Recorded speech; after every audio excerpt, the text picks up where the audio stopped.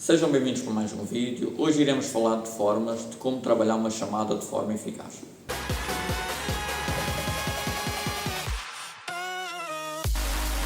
A chamada, que é o cão vir cada vez que a gente o chama, é um sinal muito importante no treino canino. Isto é, caso a gente queira dar liberdade ao nosso cão, ele tem de responder a uma chamada eficaz, tanto como se, por exemplo, o material falha. Imaginemos que vão na rua e ele foge da trela, ou do peitoral, ou, por exemplo, a trela parte-se. Pronto, pode acontecer situações dessas e convém sempre termos uma chamada bem trabalhada. Um dos primeiros passos para ter a chamada bem trabalhada será o vínculo. O cão tem de gostar de estar perto de nós. Isto é, se por exemplo nós soltamos o cão e o cão simplesmente desaparece, nota-se claramente que o cão não tem um vínculo bem desenvolvido com a pessoa. Já vimos diversas vezes isso acontecer, em que soltou o cão e simplesmente o cão não quer saber se o dono ali está, se não, se acontece alguma coisa ao dono, se não. Isto o que indica que o cão não tem um bom vínculo com o dono. Então aqui o que iremos fazer para incentivar um bom vínculo e aumentar esse vínculo que o cão tem com o dono, será começar a fazer atividades e tempo produtivo entre os dois. Começar a fazer atividades que o cão gosta. Isto é claro, vai dependendo sempre de cão para cão, mas por exemplo, há cães que gostam de fazer o jogo cabo de guerra. Pode ser uma boa maneira de começar a incentivar o vínculo. Há cães que gostam de fazer o cobro, de ir apanhar objetos e trazer, por exemplo, a bolinha, o brinquedo, é uma boa forma. Passeios, por exemplo, é claro que isto tem de ser adaptado depois a cada indivíduo, porque há cães que gostam mais de uma atividade do que outros. Mas, por exemplo, se nós estamos a falar de um cão que é muito medroso no exterior, se calhar o passeio e o cão fica estressado com o passeio, apesar de muitos cães gostarem do passeio, mas, por exemplo, se o cão tem um medo generalizado no exterior, pode aumentar esse medo também, não é? E então esse passeio tornar-se uma coisa até negativa acerca do vínculo com o dono. Percam tempo com ele, mesmo que sejam passeios, atividades sempre que ele gosta, está bem?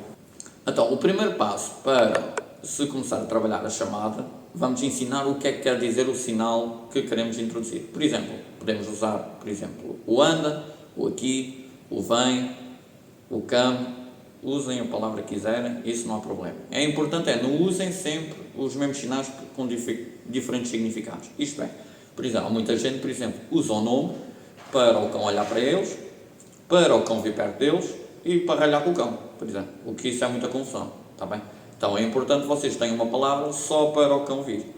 E essa palavra deve indicar ao cão para vir imediatamente. É o significado que a gente depois tem de introduzir a posteriori. Mas é importante, como sempre, introduzir sempre cada sinal com cada significado. Vão começar a trabalhar sempre em sítio interior, está bem? Podem começar a trabalhar isto dentro de casa, no quintal. Sítios onde não haja outros estímulos e onde o cão não esteja muito distraído, está bem? Então, por exemplo, podem usar depois o nome e vão usar depois a palavra que querem, está bem? Aqui vamos usar dois sistemas que podem usar. Ou agacham-se para fazer o cão vir até com vocês, não é? Ao mesmo tempo que estão a dar o sinal, vão-se agachar, ou o cão, vocês vão agacharem-se, vão ter-se à altura do cão e o cão vai vir quase certo para vocês.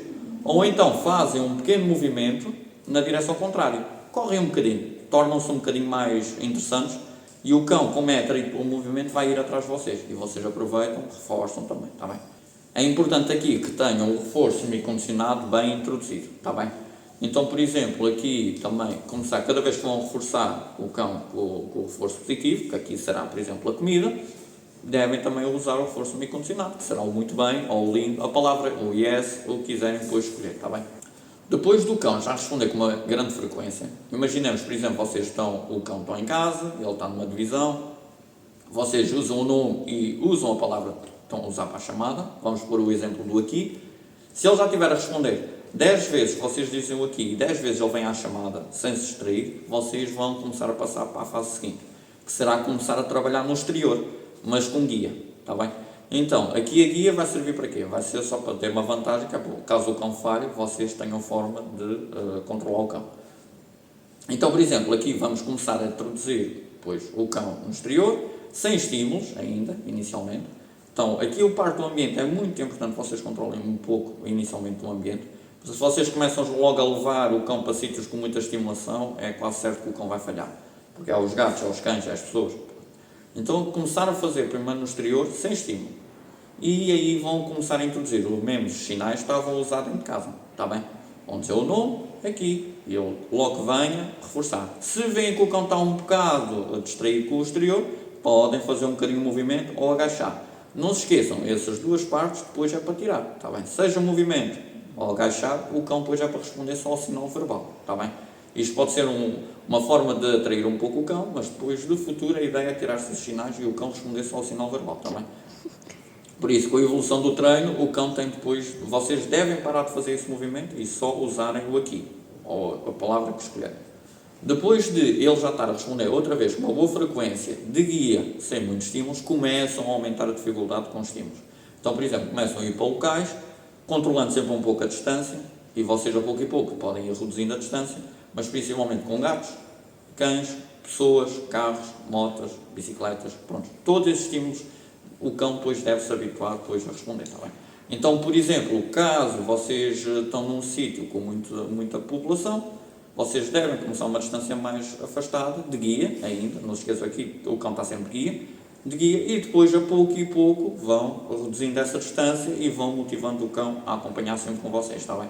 Podem também ir reforçando se o cão estiver a acompanhar ao vosso lado. Imaginemos, o cão está a ir muito para a direita, vocês viram para a esquerda, o cão começa a ir com vocês a acompanhar, reforcem esse comportamento.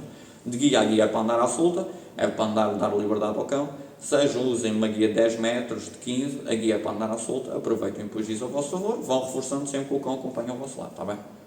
Mais uma vez, agora saliento, a frequência do comportamento deve ser 10 em 10, está bem? Aqui, a chamada, não vamos providenciar erros. Aqui não vamos deixar que o cão erre. Isto é, se por exemplo o cão ainda não está a responder 10 vezes que vocês o chamam, 10 vezes ele vem, a frequência de comportamento tem que estar 10 a 10, tem que estar 100%, está bem? Sem isso, não soltem o cão da guia, está bem? Basta uma vez aquilo correr mal, o cão pode ser atropelado, pode ir a lutar com outro cão, pode ir a atacar alguém, pode ir alguém a correr, ele saltar e aleijar a pessoa, pode acontecer uma série de situações desagradáveis depois em relação ao vosso cão, está bem? Por isso, mantenham sempre o cão à trela. Se quiserem depois soltar o cão tem de responder bem à chamada, está bem? Para isso, usem a guia. Por caso o cão falhe, vocês têm a forma de o controlar, está bem? Eu saliento sempre isto, porque é importante. Não se esqueçam que os cães, por lei, têm de andar sempre de guia. Ou de trela. Se o cão for solto, deve de andar dançando, está bem? Mas mesmo assim, o cão pode causar danos, caso esteja dançando também, não é? Até nós trabalhámos com um caso de um cão que era um cão de grande porte, no Serra da Estrela, por ter saltado por cima da pessoa, a pessoa ficou mal e o cão foi dado até como perigoso e pronto. E era um cão extremamente sociável, era só um pouco agitado com pessoas. Mas pronto. Então, é importante vocês depois na rua trabalhem sempre de uma forma consistente, de guia, está bem? E irem reduzindo depois sempre a distância, perante vários estímulos. Tenham pessoas, cães, crianças, vão para sítios onde haja estímulos, está bem? Caso o cão já não responda, aqui depois já está na hora de introduzir mais um fator, que será quando o cão já não está a vir, vocês podem aplicar um bocado uma consequência. Vocês não se esqueçam, vocês estão a fazer isto consistentemente, o cão já sabe o que é o sinal aqui. Então, se por exemplo o cão, ou o sinal que vocês escolheram, vocês já sabem, o cão já sabe o que é o sinal. Se o cão não está a responder por estar distraído com qualquer coisa, vocês aí vão introduzir a consequência do cão não vir imediatamente, está bem? Então, o significado do sinal é, vem perto de mim imediatamente. Caso o cão não venha imediatamente, há aqui uma consequência, está bem? Então, por exemplo, imaginemos, se o cão está a olhar para uma pessoa, o cão já sabe o aqui e não está a vir, aí é hora de aplicar um bocado de pressão, por exemplo, está bem? Ou introduzir o inibidor verbal, por exemplo, pode dizer qualquer coisa que faça inibir o cão e depois o cão volte para vocês. Vocês, quando ele voltava, vocês reforçaram. E aí sim, começam a pouco e pouco. Outra vez, não se esqueçam, acabam sempre o treino bem, é fundamental acabar sempre os treinos de uma forma correta, em, por exemplo, o cão está sobre o mesmo estímulo e eu depois já acaba para vir para vocês. Agora vou salientar aqui outra coisa, é muito importante também, estamos a falar de cães que mostram comportamento social e não têm respostas emocionais perante pessoas, cães, o que seja, está bem? Se o cão tem esse tipo de respostas, primeiro tem de ser trabalhada a parte emocional do cão perante esses estímulos. Digamos, por exemplo, se temos um cão que tem medo de pessoas, tem medo de cães, é claro que não vamos logo trabalhar a chamada assim, não é? O cão primeiro tem de perder o medo e assim depois introduzimos a chamada. Imaginemos que temos um cão que mostra comportamento agressivo para pessoas, para cães, mostra comportamento predatório com gatos, apesar do comportamento predatório não ser uma parte emocional, não é? Mas mostra esse tipo, temos de trabalhar primeiro essa parte e depois sim começar-se a fazer uma chamada, não é? Porque senão isso estamos sempre um bocado à sorte, não é? Soltamos o cão, vem alguém, o cão pode falhar como não pode, não é? E isso também não pode ser, está bem? Prontos, tirando esta pequena parte, é importante, desde que tenhamos um cão saudável a nível emocional e esteja equilibrado a nível social e o cão está bem inserido dentro da nossa sociedade, a partir daí vocês podem começar a introduzir tudo o que eu vos estou a dizer. Depois destas partes, vocês começam a limar ali os erros. A parte da frequência do comportamento está alta, mesmo com outros estímulos à guia, vocês podem começar já a tirar a trela, está bem? Agora, as primeiras vezes que tirem a trela, tiram sempre em sítio aberto, podem começar a tirar em sítio aberto, mas sem muitos estímulos à volta, está bem? Não se esqueçam, não vamos deixar o cão logo falhar ali, está bem? Ali, depois, logo que o cão venha, vocês vão aproveitar, reforçar, sempre reforçar, deixá-lo ir, chamá-lo, reforçar, e depois, a pouco e pouco, podem começar a levá-lo para sítios com mais estímulos. Podem começar também a trabalhar num parque canino, por exemplo. O parque canino é uma boa forma de, por exemplo, tem um ambiente fechado, exterior, já tem lá alguns estímulos, vocês a pouco e pouco, o cão está a brincar, ou está a fazer qualquer coisa, a cheirar ou assim, deixam-no ir um bocado, chamam-no, reforçam-no e deixam-no ir outra vez.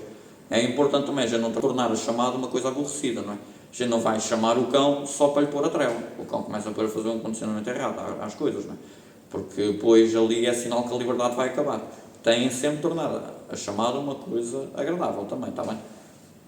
Por isso, cada vez que o cão depois vem, reforçam, deixam-no ir outra vez, está bem? É simplesmente isso que é preciso fazer. Seja num parque de cães, num momento exterior, seja ele a brincar com outros cães, comecem a tornar isso um hábito. É fundamental. Se vocês conseguirem interromper o vosso cão, uma chamada em que ele está a brincar com outro cão e ele vir perto de vocês, vocês têm a chamada já muito perto do máximo, está bem? E isso é muito importante. É sinal que o cão consegue estar mas está-vos a ouvir. E isso é fundamental nesse exercício. Vocês aqui têm mais exercícios que se podem ir fazendo. Como, por exemplo, mesmo com a guia, pode-se ir trabalhando ali, por exemplo, a forma do cão acompanhar. Ou mesmo até sem trela. Até vocês quiserem, podem ir fazendo isso também. Em que, por exemplo, vocês vão com o cão sem trela, o cão está a ir muito para a direita, vocês podem virar para a direção contrária, para a esquerda, por exemplo, e ver se o cão por ele próprio acompanha com vocês. Caso ele acompanhe com vocês aproveitar e reforçar, está bem?